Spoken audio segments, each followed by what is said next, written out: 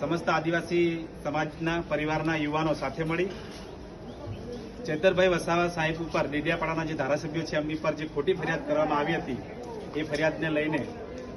ચેતરભાઈના સમર્થનમાં આજે આવેદનપત્ર આપી અને સરકારશ્રીને અને એના પોલીસ તંત્રને અમે જાણ કરીએ છીએ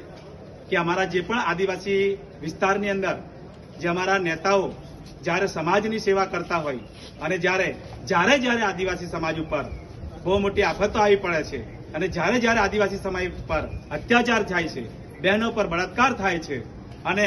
અમારી જે બહેનો છે એમને જ્યારે પ્રસ્તુતિની પીડાઓ થાય ત્યારે રોડ રસ્તા પણ નથી હોતા, એવી જગ્યાઓમાંથી જોડીમાં લાવીને નાખવામાં આવે છે, ત્યારે એવી જ્યારે ઘટનાઓ બને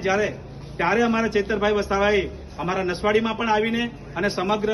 ઉમરગામથી અંબાજી સુધી જ્યાં જ્યારે તકલીફ પડે છે ત્યારે આવીને હર હંમેશના માટે રાત હોય કે દિવસ હોય એ આવીને અમારી સાથે ઉભા હોય છે અને હંમેશના માટે આદિવાસી બહેન હોય, ભાઈ હોય, યુવાનો હોય, જેને બી તકલીફ પડી તેને સાથ સહકાર આપ્યો છે. જેમ કે કેવડિયાની અંદર 2 યુવાનોને મારી નાખવામાં આવ્યા તો ચેતરભાઈ વસાવાના આગેવાની હેઠળ આ 2 યુવાનોને સાથે આખા ગુજરાતની અંદર એને ત્યાં આંદોલન કર્યું અને એમને ન્યાય માટેની એક હુંકાર ભરી. તો આજે પણ યુવાનો એમની પાસે એટલી મોટી અપેક્ષા રાખે છે ત્યારે આ સરકાર ખોટી રીતે ખોટા કેસ કરીને આદિવાસી જે આવા નેતાઓ જ્યારે પેદા થાય છે આદિવાસી સમાજની અંદર એનો જે અવાજ દબાવવાનું કામ કરે છે એ ખરેખર અવાજ દબાવવાનું કામ આ સરકાર નહીં કરે. નહીંતર આવનાર સમયની અંદર હવે યુવાનો, ભાઈઓ, બહેનોને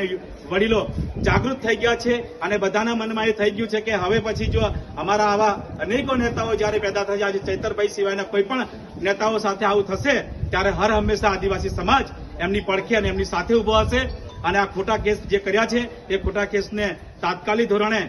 હાઈકોર્ટની અંદર એમને ન્યાય મળે અને અમારા ચેતરભાઈ વસાવા સાહેબ અમારી વચ્ચે ફરી પાછા એમની આવી જાય અને છોડી દેવામાં આવે એવી અપેક્ષા રાખી અમે સમગ્ર આદિવાસી સમાજના યુવાનો સાથે મળી આજનું આવેદનપત્ર આપ્યું છે. જોહાર, જય આદિવાસી.